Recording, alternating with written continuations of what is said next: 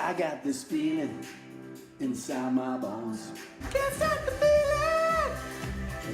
Stand, can't stop the feeling.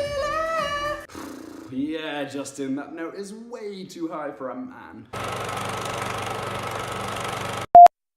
Hey guys, so today I'm going to be continuing my coverage of the 60th BFI London Film Festival, and I'm pretty sure you can guess from the song that I just gave you a little taste of that the film I'm going to be reviewing today is Trolls, the new animated musical from DreamWorks. So, Trolls is a movie about these little woodland creatures called trolls that are basically very happy, positive creatures, and they love to hug, sing and dance. Oh, they have this rule where they have to hug every hour, and as a very needy person, I think that is just a genius idea. But of course, as Justin Timberlake's character Branch would say, in this world, it's not all cupcakes and rainbows, because there are these creatures called Bergens that are basically the pond scum of this world, and they're basically these really depressing, grumpy creatures that can't feel love. And so the only way they can feel any glimpse of happiness or joy is by consuming trolls. So they are automatically the villains. So the plot really kicks off when the lead character, Princess Poppy, played by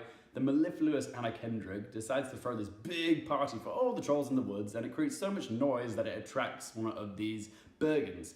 And the Bergen comes along and steals a bunch of the colony, and then it's up to Princess Poppy to go on a mission to save them. But obviously she doesn't really know much about the Bergens, so she recruits the one troll that she knows has a good knowledge of the Bergens, and that is the pessimistic, sullen and sarcastic Branch, played by Justin Timberlake. And both Anna Kendrick and Justin Timberlake do a great job of voicing these characters. They've got a really good chemistry and they work well together. You can tell they had a good time recording their parts together.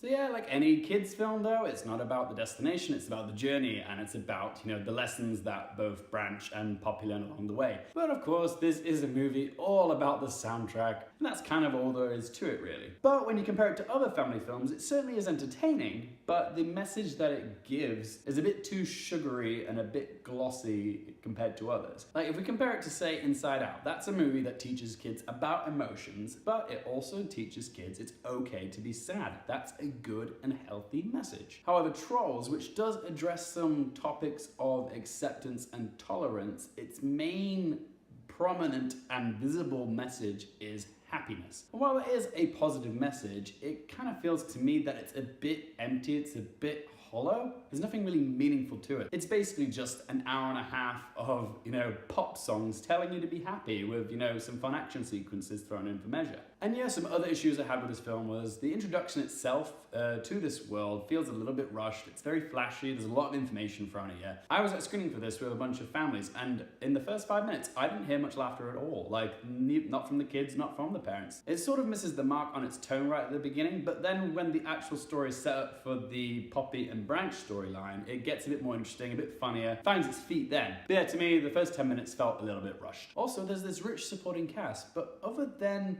Zooey Deschanel's character Bridget, most of the supporting characters are just not really developed. They're just kind of there. And you don't really have that much attachment to them, which is a shame. And one other thing I took issue with, and I'm sort of verging on spoiler territory, but I'm not going to tell you what it is. There's a revelation in the third act of a certain character, and when this revelation comes to the surface, it doesn't feel organic. From where the character started off to where they get to this point, it just doesn't feel like that revelation was earned, okay? There wasn't enough hints or clues to say that this character was going to become what this character was. Yeah, to me it just felt a little bit lazy, like it was put in there to, service the point of the story and keep the plot moving, which to me is a negative. But in the end, guys, this is a fun family film. It just doesn't really have anything meaningful to it. But yeah, it's very cute and it's very vibrant, and it's got a great soundtrack that you'll sing along to, and it does build to a really fun and emotional climax, which I did enjoy. So yeah, I'm gonna give it a 6 out of 10.